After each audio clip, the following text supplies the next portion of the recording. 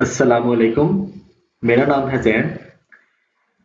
आज की वीडियो में हम लोग देखेंगे compare statements, if else statements जो हम नॉर्मल प्रोग्रामिंग लैंग्वेज में सी प्लस प्लस में हम लोग यूज करते हैं।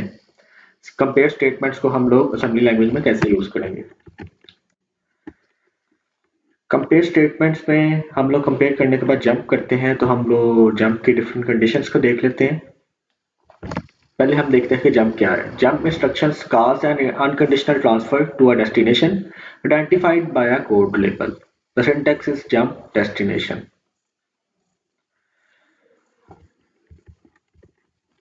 अब हम लोग देखते हैं जंप स्पेसिफाइड फ्लैग्स के ऊपर कि कब जंप करना चाहिए। ये थ्योरेटिकल पार्ट है, हम जब कोड करेंगे तो इसकी आपको मजीद समझ आ जाएगी। जे जी मतलब जंप इफ जीरो, डिस्क्रिप्शन में लिखा हुआ है। अगर जीरो फ्लैग वन होगा तो फिर कर्सर जंप करेगा, कंट्रोल जंप कर जाएगा। इसी तरह ये jump if not zero, J C jump if carry, J O jump if overflow and J N S jump if not sign. ये हमारे पास डिफरेंट कंडीशंस आ जाएंगे। इसी तरह अगर हमने देखना हो कि दो कंडीशन, फॉर एग्जांपल हम जैसे हम लिखते हैं if A greater than B, तो जो वो ग्रेटर देन के लिए होगा हम उसके लिए इस्तेमाल करेंगे ये दूसरी जंप की स्टेटमेंट्स, जैसे कि जे ए अगर नंबर अनसाइंड होंगे, मसलन कि कोई नेगेटिव नंबर नहीं होगा, तो फिर हम जे ए का मतलब होगा jump if first statement is greater than the second. And J G अगर साइंड नंबर हो गए, हम वैसे तो जे जी हम अनसाइंड के लिए भी हम जे जी को इस्तेमाल कर सकते हैं। जे जी अगर ई एक्स के अंदर जो वैल्यू है वो ग्रेटर देन है ई बी एक्स में, तो हम फिर जंप कर जाएंगे, जे जी को हम इस्तेमाल करेंगे। इसके अलावा इक्वल के लिए हम लोग इस्तेमाल करते हैं जे ई जंप इफ इक्वल, और नॉट इक्वल के लिए जंप इफ नॉट इक्वल। अगर ई सी एक्स में हमने जीरो रखा हुआ है, तो हम अगर हमारे पास कोई ऐसी कंडीशन है कि जब ई सी एक्स के जीरो हो जाए तो फिर ही ये कंडीशन जंप कर जाए, तो हम उसके लिए J E C X Z jump if E C X is equal to zero.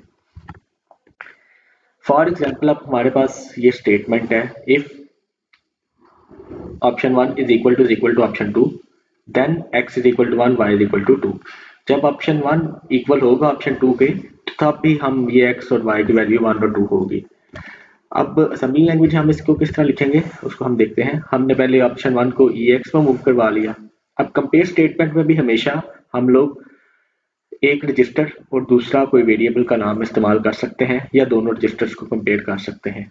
दोनों की दोनों हम लोग स्टेटमेंट्स को कंपेयर नहीं कर सकते, दोनों वेरिएबल्स को कंपेयर डायरेक्ट नहीं कर सकते। एक वेरिएबल और एक रजिस्टर या दोनों रजिस्टर्स को हम कंपेयर कर सकते हैं। तो हमने ऑप्शन वन को ई एक्स में मूव करवा लिया। अब हम कंपेयर करेंगे ई एक्स कॉमा ऑप्शन टू।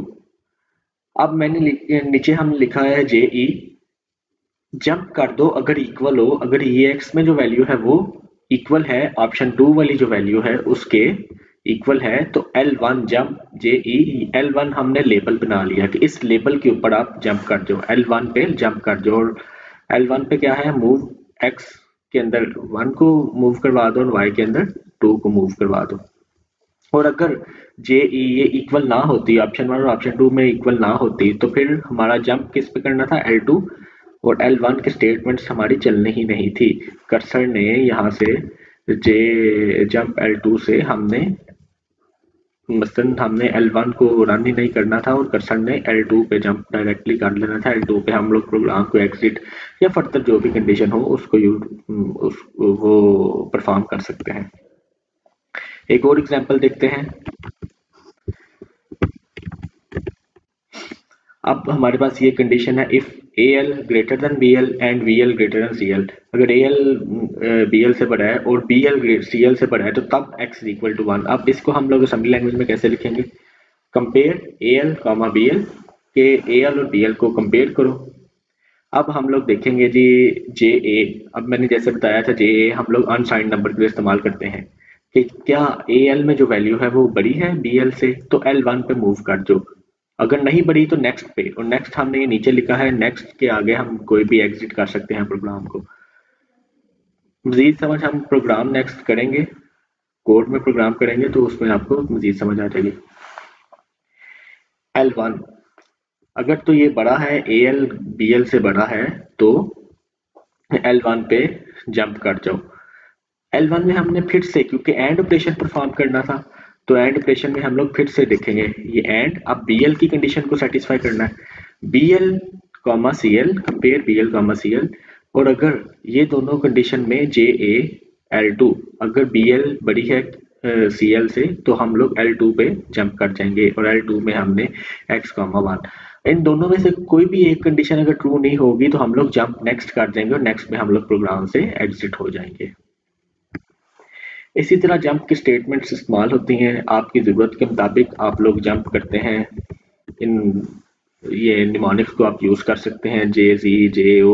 आपने मसलन आपके प्रोग्राम पे डिपेंड करता है कि आप कौन सा प्रोग्राम कर रहे हैं, उसमें कंडीशन क्या है। आपने इक्वल को चेक करना है तो JE, अगर ग्रेटर को चेक करना है तो JG या JA, अगर आपने नॉट इक्वल को चेक करना है तो JNE को लिख लेंगे और किसी लेबल के ऊपर मूव कर देंगे। इसी तरह इस स्लाइड में मज़ीद एग्जांपल्स भी हैं इफ एल्स की, तो आप लोग उनको भी चेक कर सकते हैं। मैं ये स्लाइड को भी अपलोड कर दूंगा, उसका लिंक नीचे डिस्क्रिप्शन में आपको मिल जाएगा। नेक्स्ट वीडियो में हम लोग इस सब को इफ एल्स को कोड में प्रैक्टिकल परफॉर्म करेंगे। आज के लिए बस इतना ही, अपना ख्याल रखें, अल्लाह हाफिज़।